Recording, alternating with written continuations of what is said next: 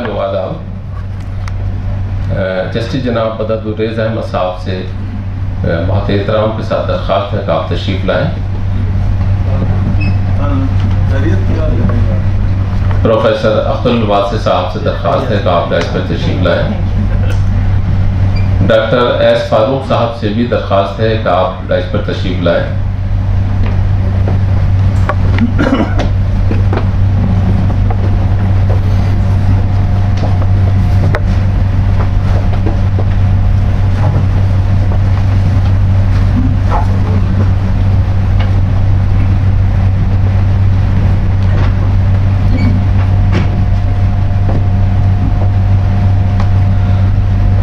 محترمہ بیگم سبد الریز صاحبہ سے درخواست ہے کہ آپ ڈائس پر تشریف لائیں۔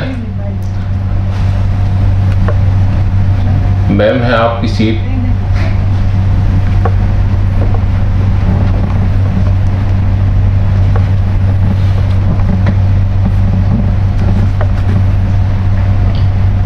بیگم عابدہ احمد میموریل لیکچر، مقررہ محترمہ سیدہ سیدین صاحبہ بعنوان تعلیم کے فروغ اور قومی تعمیر میں مسلم خواتین کا کردار۔ غالب انسٹیٹیوٹ کی ایک روایت رہی ہے کہ وہ اپنے مہمانوں کا استقبال پھولوں سے کرتے ہیں۔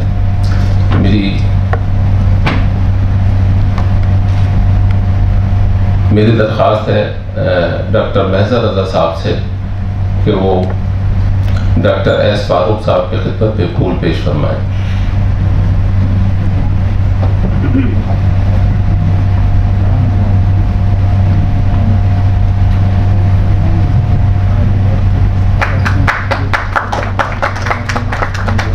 میری جسٹس جناب مدد الریز احمد صاحب چیئرمین غالب انسٹیٹیوٹ سے درخواست ہے کہ آپ محترمہ ڈاکٹر سیدہ سیدین صاحبہ کی خدمت میں گلدستہ پیش فرمائیں۔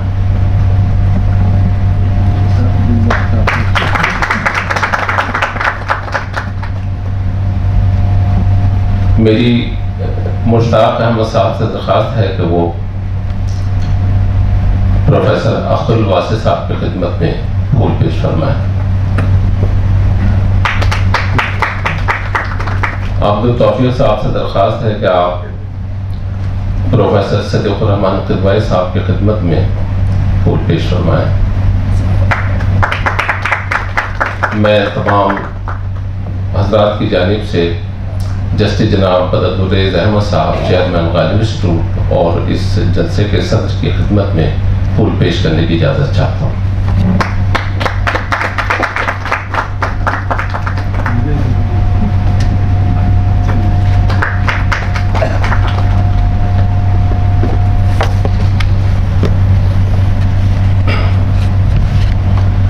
قابل صد احترام جسٹس جناب مدد الریز احمد صاحب چیئرمین غالب انسٹیٹیوٹ، محترمہ ڈاکٹر سیدہ سیدین حمید صاحبہ، پروفیسر صدیق الرحمن قدوائی صاحب، پروفیسر اختر الواسع صاحب، ڈاکٹر ایس فاروق صاحب، پروفیسر حسنین اختر صاحب، مظہر صاحب، محترمہ بیگم سبد الریز صاحبہ، پروفیسر نجمہ رحمانی صاحبہ، صدر شعبہ اردو دہلی یونیورسٹی، جناب ذوالنور علی احمد صاحب، جناب شاہ نواز صاحب اور معزز حاضرین، جیسے کہ آپ جانتے ہیں غالب انسٹیٹیوٹ سال میں 2 یادگاری خطبات کا انعقاد کرتا ہے، ایک فخر الدین علی احمد یادگاری خطبہ اور دوسرا بیگم عابدہ احمد یادگاری خطبہ۔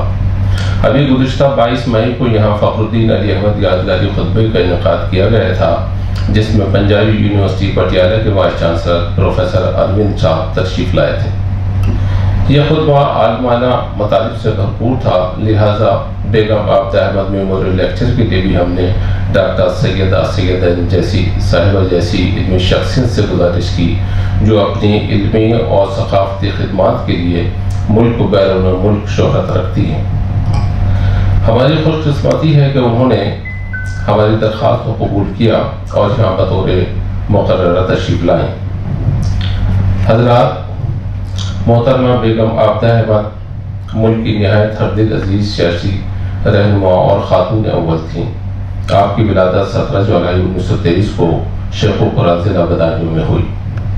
آج آپ کی ولادت کو 100 برس مکمل ہو چکے ہیں۔ آئندہ انشاءاللہ ان کے شائن پروگرام منعقد کیا جائے گا۔ آج صبح بیگم عابدہ احمد صاحب کے مزار پر خراج عقیدت پیش کیا گیا۔ آپ کا تعلق معزز فکشن نگار سلطان حیدر جوش کے خانوادے سے ہے۔ علی گڑھ مسلم یونیورسٹی سے آپ نے تعلیم حاصل کی۔ آپ مسلسل 2 مرتبہ بریلی لوک سبھا سیٹ سے ممبر پارلیمنٹ منتخب ہوئی۔ آپ 1982 سے 2003 تک غالب انسٹیٹیوٹ کی چیئرپرسن رہی۔ آپ ہی نے اس ادارے میں غالب میوزیم اور ہمسب ڈرامہ گروپ کی بنیاد رکھی۔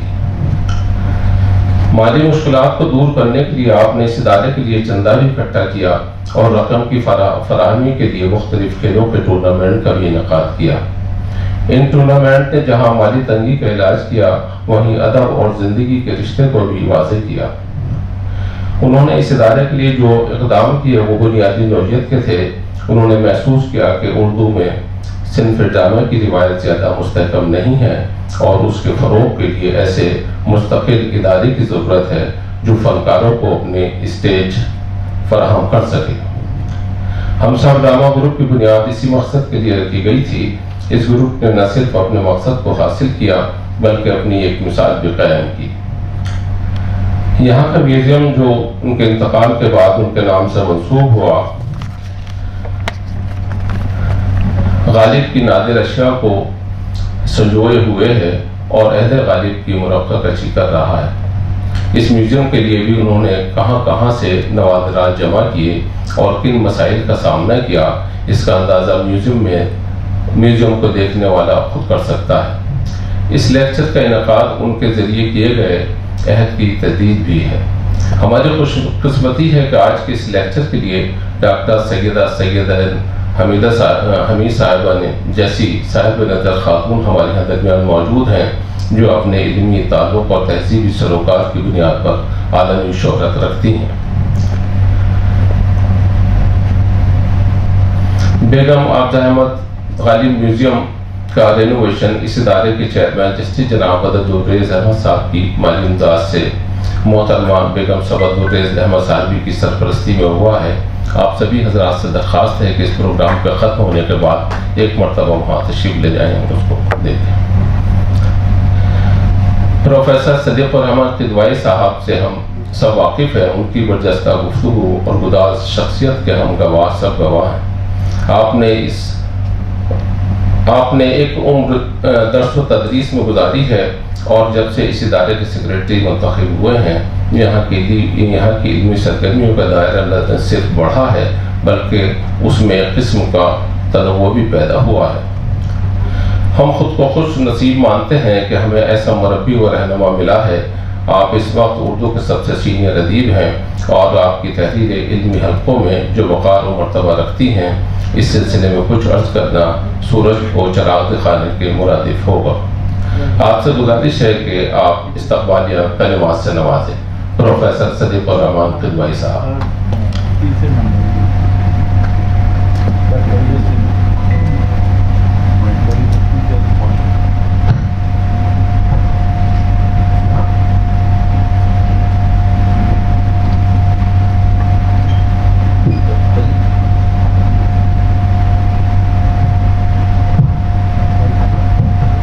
جناب جسٹس بدرالریز احمد صاحب، محترمہ سیدین صاحبہ، جناب ڈاکٹر سید محمد فاروق صاحب اور معزز خواتین و حضرات، جناب ڈاکٹر صاحب، یہ ہر سال کا ہمارا ایک طریقہ ہے کہ ہم بعض خاص موقعوں پر کچھ لیکچر ایسے ارینج کرتے ہیں جو کچھ ناموران ملک کے نام سے معاون ہیں۔ بیگم عابدہ हामिदा अहमद साहिबा का ताल्लुक इब्तिदा से इब्तिदारे से रहा है। वो इनके बानियों में थी और उनकी दिलचस्पी और कोशिश से ये इदारा इतनी तरक्की कर सका है। उनकी याद में हम हर साल एक लेक्चर रखते हैं और वो लेक्चर अमूमन बहुत दिलचस्प और बहुत मकबूल इस एतबार से होता है कि उनकी शख्सियत और उनकी शख्सियत से दिलचस्पी रखने वाले दिल्ली में और न सिर्फ दिल्ली में, दिल्ली के बाहर ऐसे बहुत लोग हैं कि जो मुख्तलिफ इल्मी और अदबी मौज़ूआत पर आलिमाना गुफ्तगू कर सकते हैं। हमारी नज़र इस ज़माने में मोहतरमा सैयदैन साहिबा के सर किए गई मुद्दतों से वो इल्मी दुनिया में काम कर रही हैं, न सिर्फ इल्मी दुनिया में बल्कि समाजी तहरीकों में भी वो शामिल रही हैं और ऐसी सारी कामयाबी कोशिशों में उनका नाम फेरिस्त होता है जो आजकल मुल्क में की जा रही है। तो वो और उन्होंने ख़ास तौर से इल्मी दुनिया में बहुत लोगों मौज़ूआत पर काम किया है, मौलाना आज़ाद पर और दूसरों पर, लेकिन पिछड़ते से उन्होंने ख़वातीन पर और मुल्क की ज़िंदगी में औरतों का जो रोल रहा है तालीमी और तदरीसी दुनिया में और उसके अलावा समाजी ज़िंदगी में जो तरक्की के काम जो हुए हैं उनमें ख़ुसूसन ख़वातीन ने जो रोल अदा किया है उनकी तरफ उन्होंने हमेशा बहुत तवज्जो दी है और हर तबके की ख़वातीन ने जो मुल्क में काम किया है उनके बारे में उन्होंने तहकीर की है और बहुत कुछ लिखा है।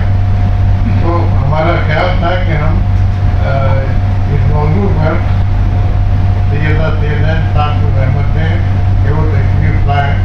आप जानते हैं कि गालिब इंस्टीट्यूट शुरू से सिर्फ गालिब की ज़िंदगी और उनकी शायरी तक महदूद नहीं रहा, बल्कि गालिब ही की तरह गालिब इंस्टीट्यूट की दिलचस्पी और उसकी वसअत दुनिया और ज़िंदगी और कायनात की सभी पहलुओं की तरफ रही है। चुनांचे हमने कोशिश की है कि तहजीबी ज़िंदगी के हर पहलू पर यहाँ तहकीक की जाए, इशात की जाए किताबों की और हर साल इस पर मुख्तलिफ हज़रात के लेक्चर हो। चुनांचे हमारे इदारे की सरगर्मियों का फैलाव आप सब जानते हैं बहुत ज़्यादा है और इस एतबार से ये ज़रूरी था कि हिंदुस्तान में ख़वातीन का जो रोल हिंदुस्तान की ज़िंदगी में रहा है, इल्मी और अदबी ज़िंदगी में और सक़ाफ़ती ज़िंदगी में, उसकी तरफ भी तवज्जो दी जाए। हमें खुशी है कि सैयदैन साहिबा जहाँ दिल्ली में हमारी ताबुन दिलचस्पी रखती हैं और वक्तन फ़वक्तन उनके मज़ामीन और उनकी सरगर्मियों के बारे में हम जानते रहते हैं। चुनांचे ये ज़रूरी है समझा कि इस मौजू पर उनको रहमत दें क्योंकि उनका काम इस सिलसिले में बहुत है, उनकी इशाअतें बहुत हैं और मैं समझता हूँ जो कुछ फरमाएंगी तो हम सबके लिए बहुत मुफीद होगा। चुनांचे मैं उनका शुक्रगुज़ार हूँ और आप सबका शुक्रगुज़ार हूँ कि आप तशरीफ़ लाए यहाँ। तो मैं अब सफ़ात करता हूँ सैयदैन ड्राइवर से कि वो तशरीफ़ लाए और मुअज़्ज़िज़ हाज़रीन, डॉक्टर सैयदैन हमीद साहिबा का ताल्लुक़ एक इल्मी ख़ानवादे से है। आपके वालिद ख्वाजा ग़ुलाम सैयदैन एक अदीब और माहिर तालीम के तौर पर शनाख्त रखते हैं। उर्दू के नामवर अफसाना निगार और फिल्म साज ख्वाजा अहमद अब्बास साहब के सगे चचा थे, लेकिन ख़ानदानी वजाहतों से कतई नज़र मोहतरमा सैयदैन हमीद ने अपनी ज़ाती शनाख्त कायम की और मुल्क के अहम ओहदों पर इस तरह खिदमत अंजाम दी कि वो एक मिसाल हो गई। वो प्लानिंग कमीशन ऑफ इंडिया की मेंबर रहीं।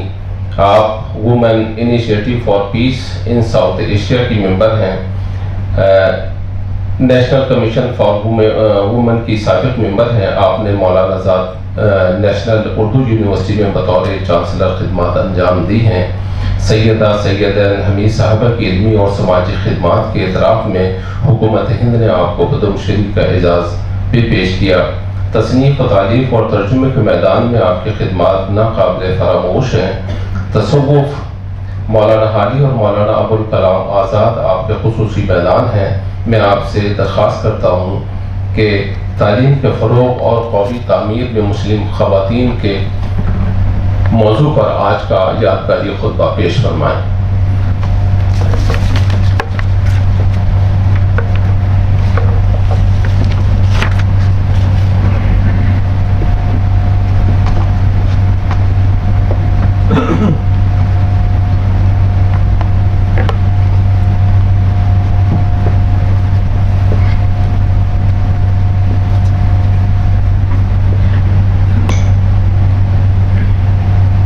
جسٹس بدر دریز صاحب، پروفیسر صدیق الرحمان قدوائی، پروفیسر اختر الواسع صاحب، ڈاکٹر فاروق اور ادریس صاحب، اور یہاں موجود معزز خواتین اور حضرات، تعلیم کے فروغ اور قومی تعمیر میں مسلمان عورت کا کردار. جب مجھے صدیق بھائی کا فون آیا تو میں کینیڈا میں تھی اور کسی وقت رات کے یا صبح کے ٹائمنگ کے 11 گھنٹے کا فرق تھا. تو اس وقت آپ نے صدیق بھائی نے مجھ سے کہا کہ یہ یادگاری خطبہ دینا ہے. تو میں نے اسی حالت میں اقرار کر لیا. بعد میں مجھے اس بات کا احساس ہوا کہ کتنا بڑا کام میرے سپرد کر دیا گیا ہے، اور یقیناً مجھے اس بات کی امید ہے کہ جو باتیں میں آپ کے سامنے رکھوں گی وہ شاید کسی طرح سے خواتین کے حوالے سے وہ باتیں مفید ہوں گی. تو سب سے پہلے تو میں یہ کہنا چاہتی ہوں کہ یہ جو بیگم عابدہ احمد کا یادگاری خطبہ ہے، ان کے خاندان سے ہمارے خاندان کے بہت دیرینہ تعلقات ہیں. ظاہر ہے وقت کے ساتھ وہ سب چیزیں کچھ ڈسٹنسز بھی ہو جاتے ہیں، فاصلے بھی ہو جاتے ہیں، مگر دل جو نزدیک ہیں. میں نے بچپن میں جسٹس صاحب کی پھوپھی کے ناولز پہ میں نے اپنی اردو سیکھی، جو بیحد ایک مقبول اور بیحد ہم لوگوں کے لیے ٹین ایجرز میں بہت زبردست پرسنالٹی تھی بیگم حمیدہ سلطان. تو وہ سب یادیں ہیں. اور اس کے علاوہ بیگم، تھوڑا سا پانی رکھ دیجیے، میرے وہ پانی رکھا ہے میں. بیگم عابدہ احمد کا جو ایک انسپریشن ہے اور زندگی بھر انہوں نے جو خدمات کی ہیں، ہم لوگ تو کبھی اس قابل نہیں ہوئے کہ ہم کوئی الیکشن لڑیں یا اس میں کامیاب ہوں، مگر ان کا جو پولیٹیکل کیریئر ہے وہ ایک بذات خود ایک ایگزامپل ہے. اور اس کے علاوہ ان کے ثقافتی میدان میں اور ان کے جو ہم سب ڈرامہ گروپ جو انہوں نے کیا ہے، کیونکہ مجھے خاص تھیٹر سے دلچسپی ہے، شاید اس لیے کہ میرے چچا خواجہ احمد عباس تھیٹر میں بھی تھے اور فلموں میں بھی تھے، تو وہ اس سے بھی مجھے بہت انسپریشن ملی ہے. تو یہی بات کہہ کے میں اپنی بات شروع کرنا چاہتی ہوں. اور ان اے وے میں یہ سمجھتی ہوں کہ کہیں نہ کہیں بیگم عابدہ احمد کی زندگی سے جڑی ہوئی میں کچھ باتیں آپ کے سامنے رکھنا چاہتی ہوں. How much time do I have? 40 minutes. Too much. جتنا آپ چاہیں. چلیے، جب تک بے دلچسپ ہے، جب تک بات چلنی رہنی چاہیے. تو یہ اتنا بڑا کینوس ہے کہ مجھے جب اس بات سے میں نے سوچا کہ میں لکھ کے لائی ہوں، مگر کچھ زبانی بھی کہوں گی کہ اس میں مجھے کچھ پہلوؤں کا انتخاب کرنا ہے.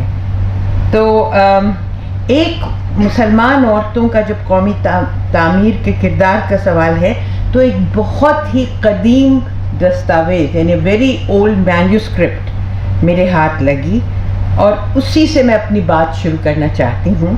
اس کا ٹائٹل ہے وہ ایک کتاب میں سے یہ اقتباس ہے جس کتاب کا ٹائٹل ہے فریڈم اسٹرگل ان یو پی والیوم 1. اچھا, اس میں ایک آپ کے سامنے 3-4 لائنیں پڑھنا چاہتی ہوں, اور یہ کوٹ ان کوٹ, میں نے اس کا ترجمہ کیا ہے, یہ انگریزی میں تھا سب کچھ. تو ملکہ وکٹوریہ نے نومبر 1858 میں ایک پروکلمیشن کیا تھا جس میں انہوں نے ہندوستانی عوام کو لبھانے اور منانے کی کوشش کی تھی. 1857 آزادی کی لڑائی ہو چکی تھی, اس کے اگلے سال انہوں نے یہ پروکلمیشن کیا تھا. اس پروکلمیشن کو میں نہیں پڑھوں گی, اس کا ایک جواب لکھا تھا ایک بیگم, جو اس کتاب میں اودھ کی ایک بیگم نے اس کا جواب لکھا تھا, اور آپ اس جواب سنیے ان کا, اور وہ بھی انگریزی میں تھا, میں اس کا ترجمہ میں نے کیا ہے. اور یہ کوٹ ان کوٹ, اس وقت کچھ فولش اور ویک مائنڈڈ لوگوں نے ایک خبر پھیلائی ہے کہ انگریزوں نے ہندوستانیوں کی غلطی اور جرائم کو معاف کر دیا ہے, کیونکہ عوام لڑ چکی تھی, تختہ پلٹنے والا تھا. اب 1857 اینڈ ناؤ 1858 کہ انگریزوں نے ہندوستانیوں کی غلطی اور جرائم کو معاف کر دیا تھا. یہ بہت حیران کن بات ہے, یہ بیگم اودھ لکھ رہے ہیں, یہ بہت حیران کن بات ہے, کیونکہ انگریز کبھی کسی قصور کو معاف ہی نہیں کرتے, چاہے وہ کتنا بڑا ہو یا کتنا چھوٹا. کچھ ناسمجھ لوگ جو اس کا اصلی مقصد نہیں سمجھتے, وہ غلط فہمی کا شکار ہو گئے. اس لیے ہم اودھ کے سربراہ کے طور پر اس کا اصلی مقصد عوام کے سامنے لانا چاہتے ہیں تاکہ عوام ہوشیار ہو جائے. اینڈ آف کوٹ.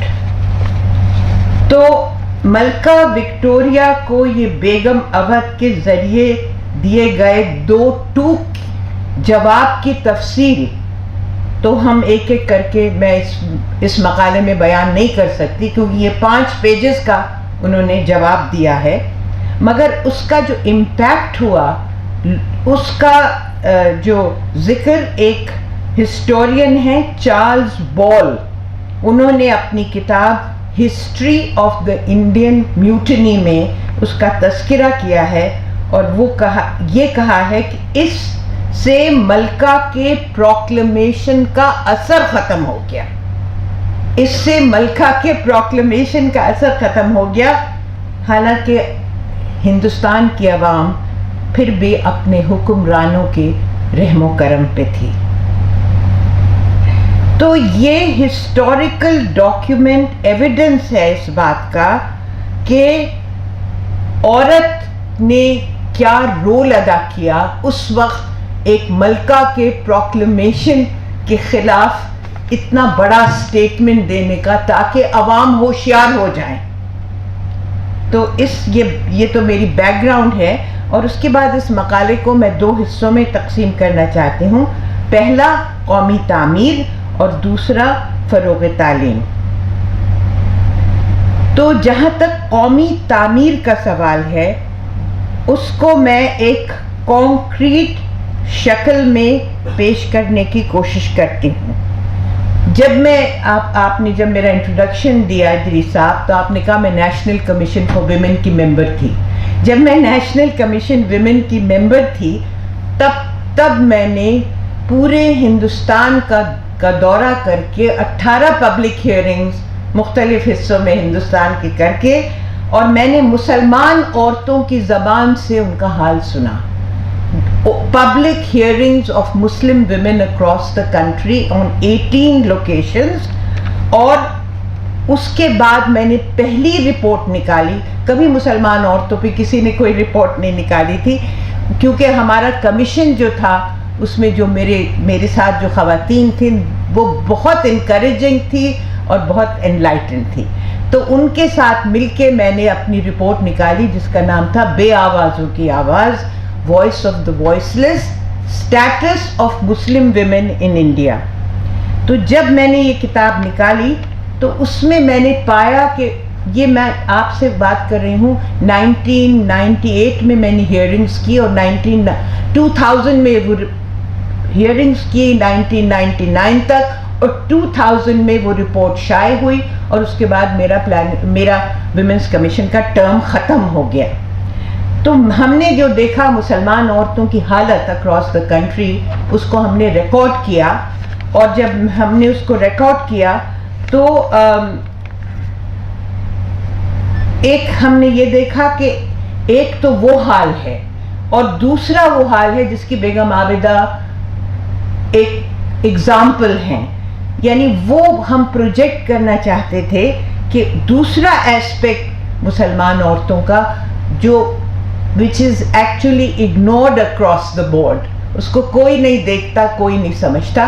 تو ہم نے کہا اس کو ایک کانکریٹ شکل میں ایک تو عورتوں کی مظلومی, ان کی مجبوری, ان کی غریبی, ان کے سارے جو سوشلی وہ تو اس میں آ گئی بے آوازوں کی آواز میں.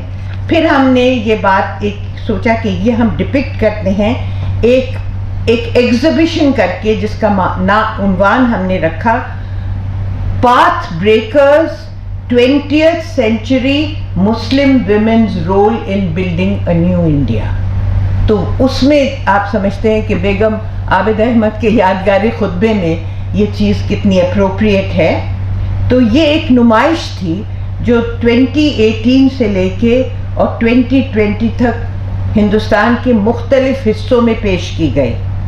اس کا مقصد یہ تھا کہ ہم آج کل جن حالات سے گزر رہے ہیں اس میں مسلمان عورتیں پہ مختلف لیبلز اور اسٹیریوٹائپس ان کے لیے استعمال کیے جاتے ہیں, مگر سچائی یہ ہے کہ ساری مسلمان عورتوں کو ایک نظریے اور ایک زاویے سے دیکھا نہیں جا سکتا.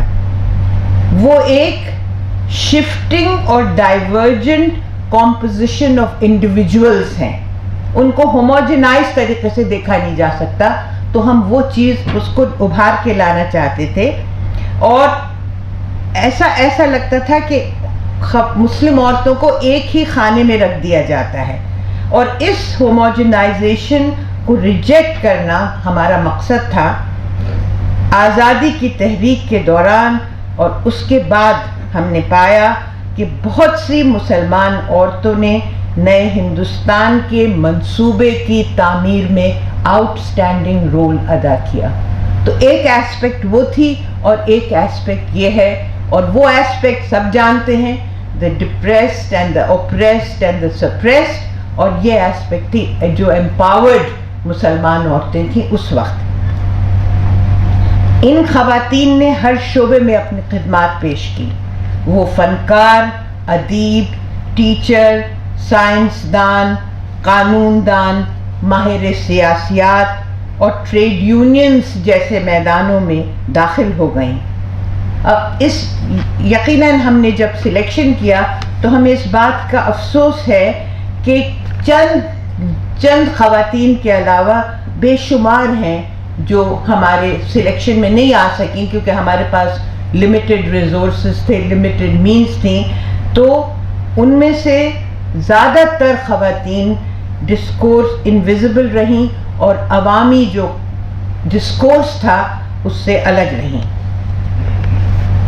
تو جب پاتھ بریکرز کا خیال ابھر کر سامنے آیا تو یہ پھر میں اس کو ریپیٹ کروں گی کیونکہ یہ بہت ضروری بات ہے کہ اسٹیریو ٹائپ توڑنے کے لیے کہ مسلم خواتین اپنی پرسنل لا اور اپنی سوسائٹی کا ہی شکار ہیں اور وہ صرف 3 طلاق, پولیگیمی, حلالہ, برقع, چولہا, چادر, 4 دیواری جیسے مسائل ہی سے محدود ہو کر رہ گئی ہیں. آپ سب سمجھتے ہیں وہ اسٹیریوٹائپ کیا ہے. ایسے ظاہر کیا گیا ہے کہ صرف یہی مسائل ہیں اور ہیومن ڈیولپمنٹ کے ایشوز جو ہیں جو کہ سچر کمیٹی رپورٹ نے ہائی لائٹ کیے تھے. اور ہم لوگوں کے جب ہمارا ٹرم میں 10 سال رہی پلاننگ کمیشن میں, اسی زمانے میں جسٹس راجندر سچر نے سچر کمیٹی رپورٹ نکالی. تو یہی مسلمان عورتوں کے مسائل تھے، مگر ہیومن ڈیولپمنٹ کے اتنے مسائل تھے اس کو کوئی ہائی لائٹ نہیں کرتے تھے، اور یہ جو ایک پاپولر آبجیکٹیفیکیشن مسلمان عورتوں کا تھا اسی میں سب کچھ ڈوب گیا تھا۔ ہم نے یہ پایا حاضرین کہ انچارٹڈ ہسٹری میں بہت سے نایاب موتی اور چھپے ہوئے خزانے ہیں، تو ہم نے ایسی خواتین کو پیش کیا جو عوامی زندگی میں اپنے کام کے وسیلے سے منظر عام میں آئیں، اور اس میں کوئی برقع پوش نہیں تھیں۔ ان خواتین میں وہ مضبوط ارادے اور کلیئر ویژن والی خواتین تھی، اور ان کا اسلام میں وہ بالکل رچی بسی ارکان اسلام کی اسٹرکٹ فالوورز، اور ان کا یہ ان کا بلیف تھا کہ اسلام میں ڈریس کوڈ جو ہے وہ ماڈسٹی ہے، اور وہ مردوں اور عورتوں دونوں کے لیے یکساں ہیں۔ تو میں نے اس میں میری اپنی والدہ، جن کو میں نے اس نمائش میں نہیں فیچر کیا، انہوں نے ارکان اسلام کی پابند خاتون تھیں، مگر انہوں نے 1947 میں اپنا برقع اتار دیا تھا۔ پاتھ بریکرز میں ہم نے 22 عورتوں کو فیچر کیا، ان کے چند خواتین کے بارے میں آپ کو بتاتی ہوں، اور اسی میں آپ سمجھیے کہ ون ٹاورنگ پرسنالٹی واز بیگم عابدہ احمد۔ مگر میں اور خواتین کی، کیونکہ وہ تو آپ کی اپنی مینٹر ہیں، طیبہ بیگم جو طیبہ خدیو جنگ کہلاتی تھیں، انہوں نے اپنا پہلا ناول انوری بیگم کے نام سے 1905 میں لکھا، جس کا مقدمہ مولوی عبدالحق نے لکھا، جس میں انہوں نے یہ کہا کہ یہ ناول ایک ایسا ناول ہے کہ جس میں حیدرآباد کی ثقافت اور عورتوں کی تعلیم کو یہ فروغ دیتا ہے۔ اور بھی بہت سی باتیں ہیں طیبہ بیگم کی، اس کے بارے میں میرے پاس وقت نہیں ہے بتانے کا، مگر یہ 22 خواتین جو ہم نے سلیکٹ کی، انہوں نے ہر سماجی بندھن کو توڑ کر آزاد ہندوستان کی تعمیر میں وہ مردوں کی ساتھی بن گئی، اور یہ سب نئے ہندوستان کے آرکیٹیکٹس بن گئیں، اور تقسیم ہند کے بعد قوم کو قتل عام اور تباہی سے باہر نکالنے کے لیے انہوں نے بہت بنیادی کردار ادا کیا۔ اب میں جب چند خواتین کے نام لوں گی، کیونکہ 22 خواتین کے نام لینے کا نہ وقت ہے نہ موقع ہے، مگر آپ میں سے کئی لوگ ان کو فیملیئر ہوں گے، آپ کے کم سے کم نام آپ نے سنا ہوگا، آئی ہوپ سو کہ آپ نے نام سنا ہوگا۔ تو انہوں نے اس قوم کو اس تباہی سے باہر نکالنے میں بنیادی کردار ادا کیا، اور تحریروں اور تقریروں سے زخموں پر مرہم رکھا، اور عوام کا اعتماد انہوں نے بحال کیا۔ انیس قدوائی، جن کے شوہر کو فسادیوں نے 1947 میں قتل کر دیا تھا، اور اس کے بعد وہ ابھریں، اور جب وہ گاندھی جی کے پاس گئیں کہ میں کیا کروں، نوجوان تھیں، اس وقت گاندھی جی نے کہا انہی کیمپوں میں جاؤ جہاں وہی لوگ ہیں جو ہندو اور سکھ وہاں سے لٹ کے آئے ہیں، ان کے زخم پہ مرہم رکھو، اسی طرح سے تم اپنے آپ کو اپنے غم سے کوپ کر سکو گی۔ اس کے بعد فاطمہ اسماعیل، جن کی بچی پولیو سے متاثر ہوئی، تو انہوں نے بمبئی میں اپنا پہلا پولیو ہاسپٹل کھولا، نہرو کے پاس گئی، ان سے بہت ایک ایگریسولی انہوں نے زمین طلب کی، اور پرائمری لوکیشن پہ پولیو ہاسپٹل۔ صالحہ عابد حسین، جنہوں نے زندگی بھر قرآن کے ارکان کے مطابق خدمت انجام دی، اور 3 طلاق، جہیز اور پولیگمی کے خلاف تحریک جاری رکھی۔ شریفہ حامد علی، جنہوں نے ہندوستان میں یونائٹڈ نیشنز میں ہندوستان کی یونائٹڈ نیشنز میں نمائندگی کی۔ قدسیہ اعزاز رسول جو ہاکی فیڈریشن کی چیف تھیں، اور ان کی مشہور کتاب تھی فرام پردہ ٹو پارلیمنٹ، اور ریحانہ طیب جی جنہوں نے گاندھی جی اور پنڈت نہرو کے کہنے پر ہندوستان کا جھنڈا ڈیزائن کیا،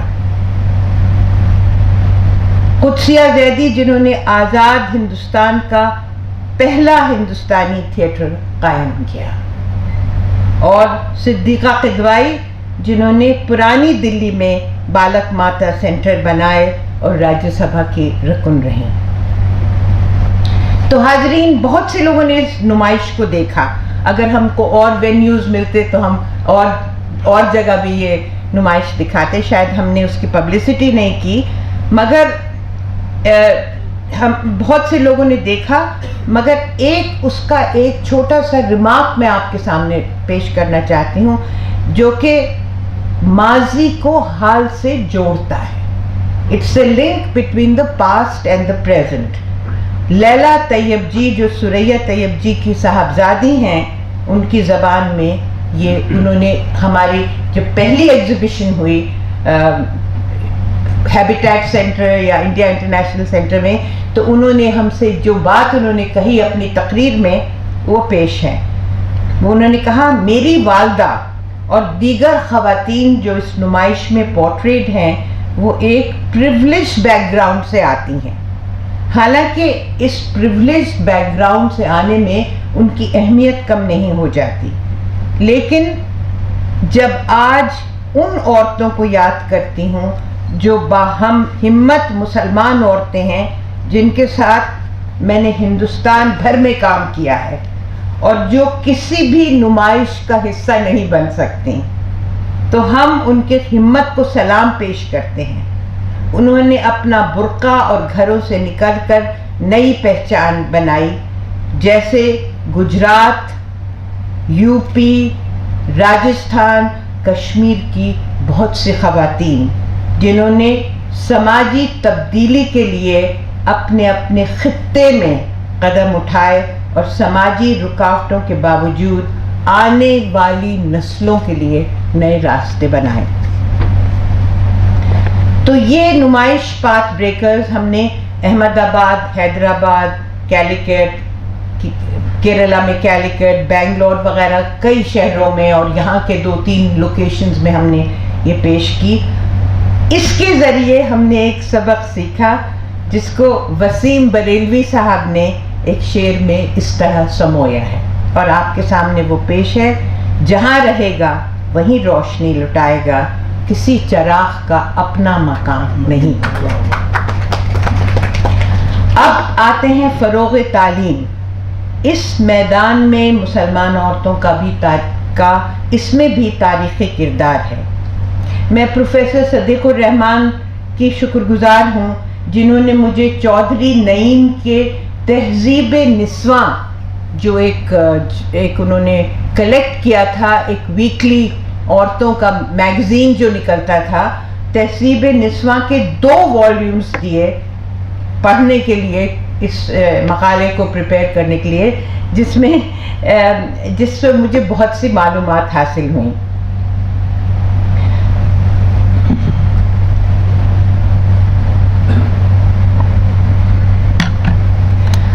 تہذیب نسواں ایک ہفتہ وار رسالہ تھا جس کو 1898 میں منشی ممتاز علی اور ان کی اہلیہ محمدی بیگم نے نکالا، اور وہ 53 سال تک چلتا رہا۔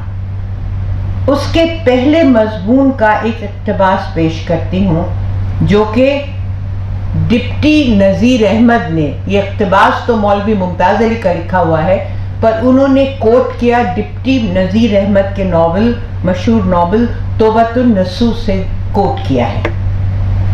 تو یہ ایک میاں بیوی کی آپسی بات چیت ہے۔ اس میں میاں کا نام نسو ہے اور بیوی کا نام فہمیدہ ہے۔ اب سنیے کیا کہتے ہیں۔ نسو: کیا تم کو اپنا گلستان جو کتاب ہے گلستان بوستان، کیا تم کو اپنا گلستان پڑھنا یاد ہے کہ نہیں؟ فہمیدہ: یاد کیوں نہیں ہے، جس دن حمیدہ کا دودھ چھڑایا ہے اس کے اگلے دن میں نے گلستان شروع کی. نسو بھلا تم کو یہ بھی یاد ہے کہ تمہارے سبق کے آگے آگے جا بجا سطروں کی سطروں پر میں سیاہی پھیر دیا کرتا تھا، بلکہ بعض دفعہ صفحے کے صفحے ایسے آ پڑے کہ مجھے اوپر سے سادہ کاغذ لگا کر ان کو چھپانے کی ضرورت ہوئی. فہمیدہ خوب اچھی طرح یاد ہے، چوتھائی کتاب سے کم تو نہ گئی ہوگی. تم پڑھتی تھی تب چوتھائی بھی کٹی، اگر کوئی دوسری عورت پڑھتی تو میں آدھی کی خبر لیتا. وہ تمام بیہودہ باتیں تھیں جن کو میں کاٹتا اور چھپاتا پھرتا تھا. تو یہ جسے انگریزی میں کہتے ہیں this is a self evident comment on the patriarchal and condescending attitude to women. Patriarchal بھی اور کانڈیسینڈنگ بھی. اسی بات کو اب یہ ایک آپ نے اقتباس سنا، اور اسی بات کو اس کے کچھ عرصے بعد یعنی 1903 میں مولانا الطاف حسین حالی نے اپنی نظم چپ کی داد میں اس طرح لکھا ہے. اب سنیے. جب تک رہو تم علم و دانش سے رہو محروم یاں، جب تک رہو تم علم و دانش سے رہو محروم یاں، جیسی تھی آئیں بے خبر ویسی ہی جاؤ بے خبر. جو علم مردوں کے لیے سمجھا گیا آب حیات، ٹھہرا تمہارے حق میں وہ زہر ہلاہل سر بسر. آتا ہے وقت انصاف کا، نزدیک ہے یوم الحساب، مردوں کو دینا ہوگا ان حق تلفیوں کا وہاں جواب. مولانا الطاف حسین حالی، چپ کی داد. تو اس بات کو ایک نظم میں، اب میں تہذیب نسواں جو مجھے صدیق بھائی نے دی تھی اسی کے حوالے سے میں 2-3 باتیں کہنا چاہتی ہوں. اسی بات کو ایک نظم میں کس خوبصورتی سے بیان کیا گیا ہے. یہ تہذیب نسواں میں خواتین لکھتی تھیں، تو ایک شاعرہ اور تہذیب نسواں کی معاون کی زبان میں جو جن کے کچھ آرٹیکل چھپتے تھے اور وہ نوجوانی ہی میں گزر گئیں، اور اپنا نام نہیں لکھتی تھیں، اس میں الفابیٹ لکھتی تھیں، نام سے نہیں جانی جاتی تھی. تو ان کا الفابیٹ تھا زے شین خے، بس اس نام سے وہ اپنے آرٹیکل لکھتی تھیں. تو انہوں نے کیا لکھا، یہ نظم کے 2 شعر آپ کے سامنے ہیں. میں بات کر رہی ہوں تہذیب نسواں کی جو 1898 سے شروع ہوا. تو انہوں نے لکھا، آہ میں ہرگز نہ بھولوں گی وہ ایام طرب، جب مجھے حاصل تھا بچے کی محبت کا لقب. جب میں چھوٹی تھی تو مجھے وہ باتیں یاد آتی ہیں. جب مجھے آتے تھے دنیا کے یہی 2-4 کام، جب مجھے آتے تھے دنیا کے یہی 2-4 کام، کھیلنا، کھانا، پہننا، شاد ماں رہنا مدام. یہ تو بات انہوں نے کر دی. اب کیا کہتی ہیں، تھا یہ حال علم گر سیدھی لکیر ایک دیکھ لی، تھا یہ حال علم گر سیدھی لکیر ایک دیکھ لی، ہو کے خوش آہا الف چلا اٹھے.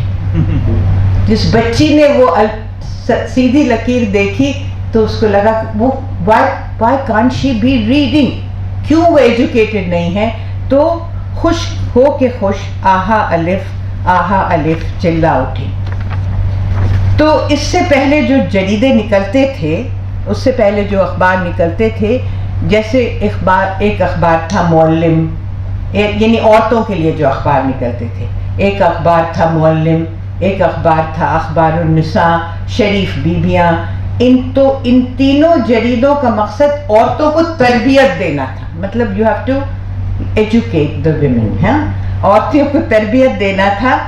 اور ان کے مرد مریدوں کے ذہن میں عورت سے مراد ہوتی تھی ایک سماجی تقاضوں اور فیملی ریلیشن شپ کی بنیاد پر ڈھالی ہوئی ہستی، وہی تھی بس، اور کچھ عورت کی ہستی نہیں تھی. اب سر سید کی بات جو اس میں انہوں نے چودھری نعیم جو کہتے ہیں سر سید جو حقوق نسواں کے متعلق بہت تذبذب کا شکار تھے، مطلب وہ بہت ڈاؤٹ، ان کا بہت ڈائکوٹمس ویو تھا عورتوں کے بارے میں، حقوق نسواں ویمنز رائٹس کے بارے میں. وہ یہ کیا کہتے ہیں، اب کوٹ کر رہی ہوں: میری نہایت دلی آرزو ہے کہ عورت کو بھی نہایت عمدہ اور اعلیٰ درجے کی تعلیم دی جائے، مگر موجودہ حالات میں کنواری عورتوں کو تعلیم دینا ان پر سخت ظلم کرنا ہے اور ان کی تمام زندگی کو رنج اور مصیبت میں مبتلا کرنا ہے. کنواری لڑکیاں تمام عمر بے شادی کے اس ملک میں رہ نہیں سکتی اور نہ ان کی زندگی بسر ہو سکتی ہے. بس ضروری ہے کہ ان کو ان کی شادی کرنی ہوگی. کوٹ ان کوٹ. یہ سر سید کے الفاظ ہیں جنہوں نے لکھا ہے، اور یہ چودھری نعیم کا ہے، who is one of the most important scholars جو یونیورسٹی آف شکاگو میں بہت عرصے تک رہے. صدیق بھائی اچھی طرح ان کو جانتے ہیں. تو آپ کو یہ بھی بتا دوں کہ جب عورتیں کوئی کام اٹھاتی ہیں تو پھر اس کو کس طرح سے وہ انجام دیتی ہیں. اس کا پھر ایک ایگزامپل تہذیب نسواں سے. تہذیب محمدی بیگم نے تہذیب نسواں کو قائم کرنے اور ترقی دینے کے لیے اتنی جان کھپائی جس کا ذکر ان کے بیٹے ممتاز علی، جو کہ بچپن میں نیمونیا کے شکار ہو گئے تھے، اس طرح کرتے ہیں. اب وہ اپنی محمدی بیگم کے بیٹے جو تھے، جو ممتاز علی تاج، بہت مشہور ہستی ہوئے، بچپن میں ان کو نیمونیا ہو گیا تھا. تو وہ کیا اس طرح ذکر کرتے تھے: نہ بچے کی کھانسی تھمتی تھی، نہ پیاس بند ہوتی تھی، نیمونیا کا بخار، اس کی تیزی اللہ کی پناہ. بچے کی ماں کی آنکھوں سے آنسوؤں کا تار نہ ٹوٹتا تھا. عین اس حالت میں وہ اخبار کا مضمون لکھ رہی تھی. آنسو جاری تھے، دل بیتاب تھا، مگر قلم چل رہا تھا. اخبار کو اپنے وقت پر ضرور نکلنا تھا. یہ بیٹا اپنی ماں کے بارے میں لکھ رہا ہے. تو تہذیب نسواں کی مخالفت میں بہت سی آوازیں اٹھی اور اس پر لوگوں نے بہت تبصرے کیے، جیسے تمہارے اخبار میں کوئی کیا مضمون لکھے یا پڑھے، یہ تو چڑیا کے کہانی لکھنے کا اخبار ہے. ہمیشہ اس کو ایک طرح سے ڈیگریڈڈ طریقے سے عورتوں کے اخبار کو ریگارڈ کرنا کہ تمہارے اخبار میں کوئی کیا مضمون لکھے یا پڑھے، یہ تو چڑیا کی کہانی لکھنے کا اخبار ہے. اور اس پر محمدی بیگم نے ایک نظم لکھی اور اس کے 3 شعر آپ کے سامنے ہے. کیا کہا انہوں نے؟ مردوں کو انہوں نے بہت ہی مہذب طریقے سے مردوں کو کنفرنٹ کیا. انہوں نے کیا لکھا: فرقہ اخبار جو ہے مدعی درد قوم. کیونکہ میں یہ اردو میں پڑھ رہی ہوں اور میں اکثر انگریزی میں پڑھتی ہوں، تو اس لیے میں I am hoping every one is understanding. فرقہ اخبار جو ہے مدعی درد قوم، درد جس کا رات دن ہے ہائے قوم اور وائے قوم. کیا انہوں نے واسطے تہذیب نسواں کے کیا؟ تہذیب نسواں کے لیے انہوں نے کیا کیا؟ کیا انہوں نے واسطے تہذیب نسواں کے کیا؟ ان کا دل تہذیب کے حق میں تو پتھر ہو گیا. اور پھر آخری شعر ہے اس کا: دل دکھایا، جی جلایا، کانٹے بوئے راہ میں، یہ صلے اہل وطن سے ہے ملے بہنوں ہمیں.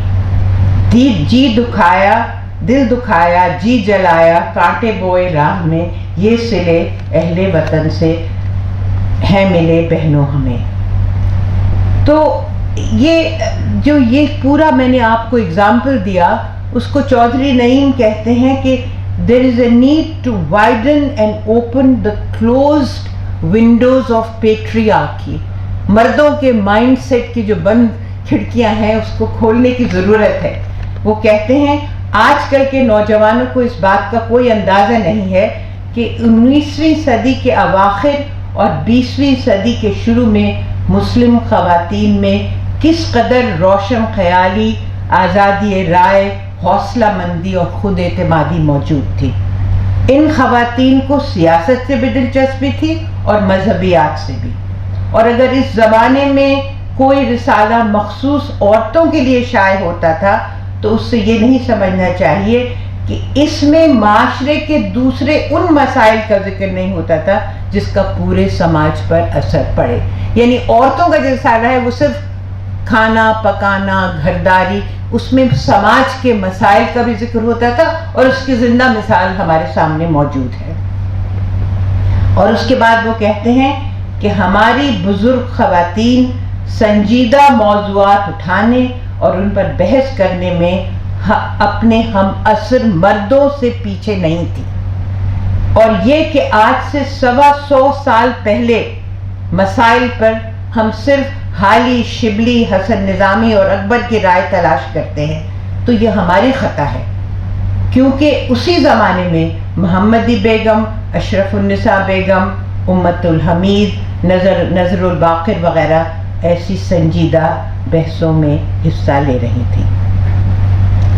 تو اس مقالے کے کنکلوژن کی طرف جب میں آتی ہوں تو میں اس میں قومی تعمیر اور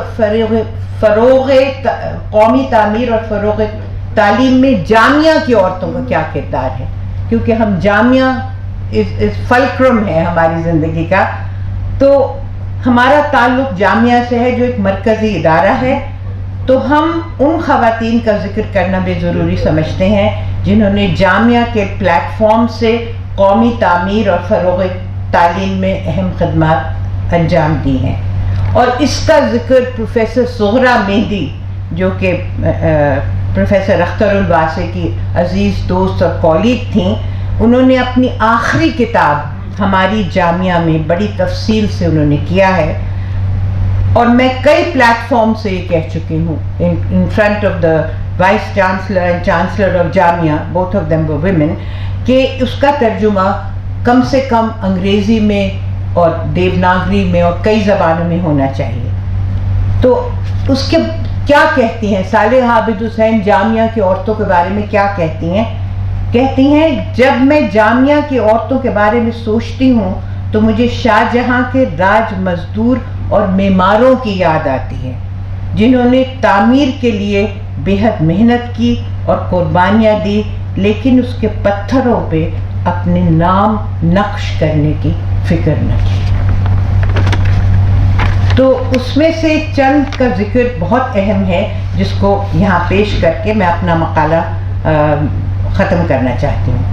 پہلی شخصیت جو ہمارے ذہن میں آتی ہے وہ ہیں صالحہ عابد حسین، جن کا تعلق مولانا الطاف حسین حالی کے گھرانے سے تھا. مولانا حالی جو جنوبی ایشیا کے پہلے فیمنسٹ پوئٹ تھے، جن کے مسدس ایک مشہور ترین کتاب ہے. صالحہ عابد حسین نے 50 کتابیں لکھیں اور عورتوں کے حقوق کی فورموسٹ علم بردار ہیں. یہاں ان جرمن آپا جان کا ذکر بھی کرنا چاہتی ہوں ان کا نام گرڈا فلپس بون ہے، مگر وہ بہت لمبی کہانی ہے. ایک جرمن خاتون جو آ کے جامعہ میں رہیں اور وہیں ان کا آخری ان کی قبر بھی وہیں جامعہ کے قبرستان میں ہے. ان کی زیر تربیت صالحہ عابد حسین کی پرورش ہوئی. انہوں نے بہت کچھ سیکھا اور انہی کے ساتھ مل کے انہوں نے 1933 میں انجمن خواتین لانچ کی، جس کی پہلی چیئرپرسن آصفہ مجیب تھیں اور جنرل سیکرٹری بیگم صالحہ عابد حسین. صالحہ عابد حسین برقعے میں تھیں، اس کے باوجود وہ اپنی ساتھیوں کے ساتھ مل کر یہ کوشش کرتی تھیں کہ مسلمان خواتین اپنے حجاب کے ساتھ ہی تمام مجلسوں میں شامل ہوں، جیسے میلاد، مجلس، مشاعرہ، ڈرامہ، بیت بازی. اب جب 1935 میں ترکی کی مشہور شخصیت خالدہ ادیب خانم ہندوستان آئیں تو انہوں نے جامعہ میں مختلف موضوعات پہ 8 لیکچر دیے اور اس موقع پر آصفہ مجیب نے اپنے گھر پہ ایک ان کی خاص میٹنگ رکھی جس میں بہت سی خواتین سے ان کی ملاقات کرائی. پھر ایک اور شاہجہاں بیگم ڈاکٹر ذاکر حسین کی بیوی جو ایک جاگیردار گھرانے سے تعلق رکھتی تھیں، انہوں نے بڑی خاموشی اور ماڈسٹی سے جامعہ کے لیے ایک مضبوط ستون کی طرح رہیں، اور بہت سی خواتین ہیں، کس کا ذکر کیا جائے۔ نبیلہ بیگم جو پانی پت سے تعلق رکھتی تھیں، جو گاؤں کی لڑکیوں کی تعلیم خاموشی سے اپنے گھر میں انجام دیتی تھیں۔ مشیر فاطمہ جنہوں نے جامعہ نرسری اسکول کی ذمہ داری سنبھالی، اور طاہرہ بیگم جو بیگم آصفہ کی بہن تھیں، انہوں نے جامعہ کے گرلز ہاسٹل کی وارڈن کی ذمہ داری سنبھالی۔ اور صدیقہ قدوائی جن کا ذکر آ چکا ہے، وہ نہ صرف راجیہ سبھا کی ممبر تھیں بلکہ جامعہ کی کئی ایپیکس کمیٹی کی رکن تھیں۔ اور آخر میں حاضرین، ابھی ماضی قریب میں 2019 کے واقعات سے ہم بخوبی واقف ہیں، جہاں خواتین نے نہ صرف ناانصافی کے خلاف آواز اٹھانے میں بڑھ چڑھ کر حصہ لیا، بلکہ اس میں ایک بنیادی کردار ادا کیا۔ جو مختلف ثقافتوں، مختلف زبانوں، مختلف علاقوں سے تعلق رکھتی تھیں، وہ جامعہ میں ایک آواز ہو کر گونجی، لیکن NRC اور CAA کے خلاف اتنی مضبوطی کے ساتھ ڈٹ گئیں کہ وہ جرأت اور بہادری کا ایک سمبل بن گئیں۔ اور آج کی خواتین نے اپنی خدمات اور قربانیوں سے، آج کی خواتین یعنی وہ لڑکیاں، وہ یوتھ جو اس وقت ڈٹا اس پہ، اور اس میں لڑکیاں بہت پیش تھیں، انہوں نے ثابت کر دیا کہ وہ جامعہ کے ان عظیم خواتین کے وارث اور اولاد ہیں جنہوں نے جامعہ کی تعمیر میں اپنا بنیادی کردار ادا کیا ہے۔ تو خلاصہ یہ ہے کہ مسلمان عورتوں نے جس طرح ہندوستان کی آزادی سے پہلے اور آزادی کے بعد زندگی کے مختلف میدانوں میں سماجی، سیاسی، ثقافتی اور اصلاحی کارنامے انجام دیے، اسی طرح انہوں نے قومی تعمیر اور فروغ تعلیم میں جس طرح نمایاں کردار پیش کیا، اس سے مسلمان عورتوں کی حوصلے اور ان کی بلند ہمتی کا سبق ملتا ہے۔ اس سے یہ ثابت ہوتا ہے کہ مسلمان عورتوں کی خدمات کو ایک محدود زاویے سے نہ دیکھا جائے، اور نہ ان کی خدمات کو نظر انداز کیا جائے، بلکہ جدید ہندوستان کی تعمیر میں جو انہوں نے خدمات انجام دی ہیں اس کو سراہا جائے اور کندھے سے کندھا ملا کر آگے بڑھا جائے۔ ہمارے ہندوستان کی جو آج کل جس کا مستقبل اس وقت بہت ڈاوا ڈول ہے، یہی ایک خوبصورت مستقبل کی ترقی کا راز ہے۔ بہت بہت شکریہ۔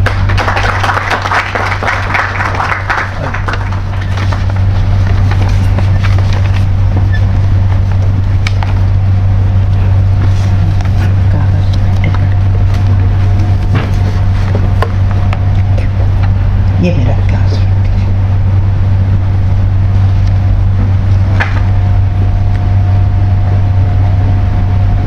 ادھر سے آئیے، ادھر تشریف رکھیں۔ بہت اچھا۔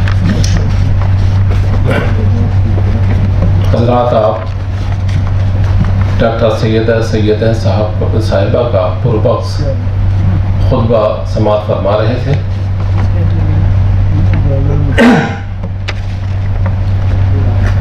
اب میں ہمالیہ ٹرسٹ کے پریزیڈنٹ ڈاکٹر ایس فاروق صاحب سے درخواست گزار ہوں کہ آپ تشریف لائیں اور اظہار خیال فرمائیں۔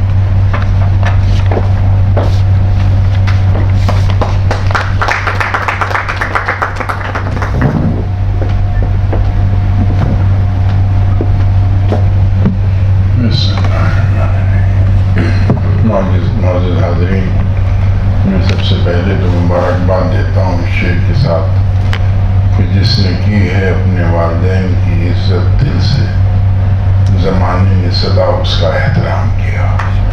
آپ بڑے احترام کے قابل ہیں کہ آپ اپنے والدین کو یاد رکھتے ہیں، اور آپ نے تقریر سنی، 8-18 لیڈیز کا آپ نے انٹرویو ہے کہ صرف چہرے کی اداسی سے بھر آئے آنسو، دل کا عالم تو ابھی آپ نے دیکھا ہی نہیں ہے۔ تو آپ نے دل کا عالم دیکھا اور اس کو اس کے اندر پنہا کیا۔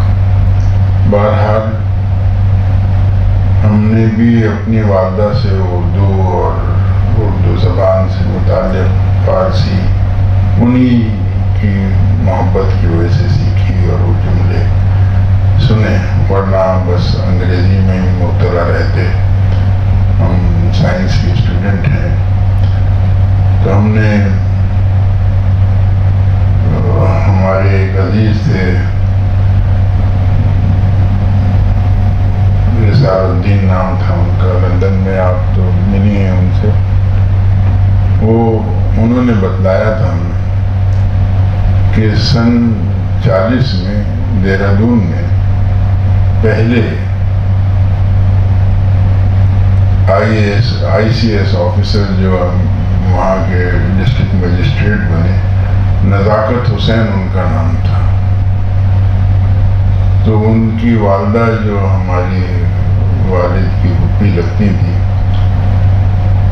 انہوں نے اپنی کسی سہیلی سے پوچھا کہ بھئی میں تو جان نہیں سکی، آپ گئی تھی وہاں، کیسی تھی مسز عابد وہ نزاکت حسین؟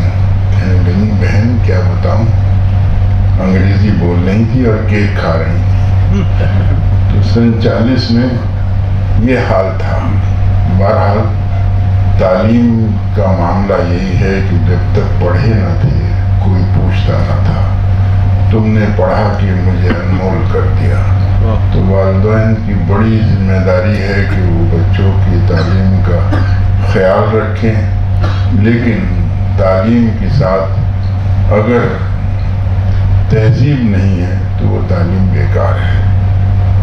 آج پہلے فلموں سے ہم 2 چیز سیکھتے تھے، ایک زبان سیکھتے تھے اور دوسرا لباس سیکھتے تھے۔ آج دونوں چیزیں ندارت ہیں۔ صرف ایک قوم کی بات نہیں ہے، دوسری قوموں کے لوگ بھی اب یہ کہہ رہے ہیں کہ صاحب مریادت لباس ہونا چاہیے اور مریادت زبان ہونی چاہیے، اور وہ زبان تہذیب کی اور لباس تہذیب کا کہاں سے لائیں جب آدمی ہر وقت اوریانی میں لگا ہوا ہے۔ چلتے ہوئے جو سر سے دوپٹہ کھسک گیا، بولی حیا بیٹی آنچل سے مال کے۔ اب آنچل یاد نہیں رہا آنچل کیا چیز ہے۔ تو بہت کچھ چیزیں ہیں جن کو قائم رکھنا ہے۔ میں اس بات کی بھی مبارکباد دیتا ہوں کہ آپ نے ان مستورات کا بھی ذکر کیا جنہوں نے پردے میں رہ کر سب کچھ کام کیا، وہ بھی ہے، اور بڑی اچھے سے آپ نے یہ لکھا ہے۔ میں آپ کو مبارکباد دیتا ہوں اور اس شعر کے ساتھ اپنی بات ختم کرتا ہوں کہ کچھ ہم بھی بنائیں تیرے بگڑے ہوئے کام، اے خاک وطن تجھ سے بنے ہیں ہم بھی۔ السلام علیکم ورحمۃ اللہ۔ بہت شکریہ ڈاکٹر صاحب۔ پروفیسر اختر الباسط صاحب نے جامعہ ملیہ اسلامیہ کے شعبہ اسلامی کے اسٹڈیز میں طویل مدت تک تدریسی خدمات انجام دی۔ آپ کی شخصیت میں بڑی جامعیت ہے اور مذہب، سیاست، سماج، ادب سبھی موضوعات پر آپ کی نظر ہے، اور ان کے موضوعات پر آپ کی گفتگو ہمیشہ علم میں اضافے کا سبب ہوتی ہے۔ میری آپ سے بےحد ادب و احترام کے ساتھ درخواست ہے کہ آپ تشریف لائیں اور اپنے خیالات کا اظہار فرمائیں۔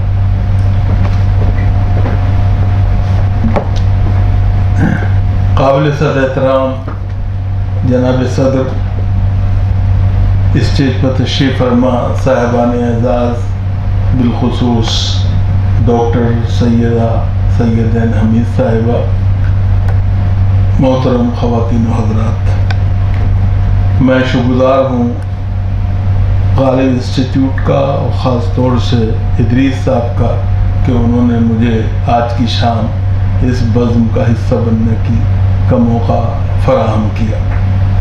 آج کا موضوع غیر معمولی اہمیت کا حامل تھا۔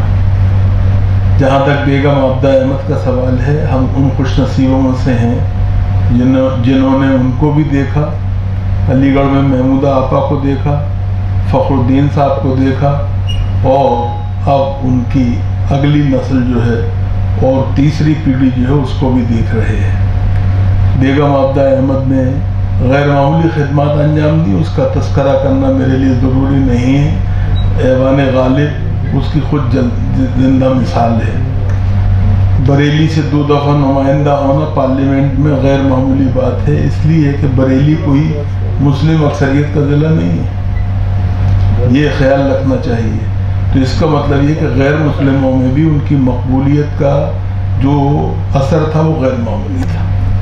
جہاں تک آج کے موضوع کا تعلق ہے، مجھے یہ کہنے کی اجازت دیجیے کہ ہندوستان میں خواتین جو ہیں ان کو مردوں کی تمام جبر کے باوجود انہوں نے اپنی ایک چھاپ چھوڑی ہے، اور یہ چھاپ جو ہے، معاف کیجیے گا، صرف 20ویں صدی میں یا 21ویں صدی میں نہیں ہے، بلکہ اگر آپ دیکھیں تو رضیہ سلطان سے لے کے چاند بیوی تک، چاند بیوی سے حضرت محل تک، حضرت محل سے بی اماں تک، بی اماں سے لے کے بیگم حضرت موہانی تک ایک پورا طویل سلسلہ ہے مسلمان خواتین کا جن کو آپ نظر انداز نہیں کر سکتے۔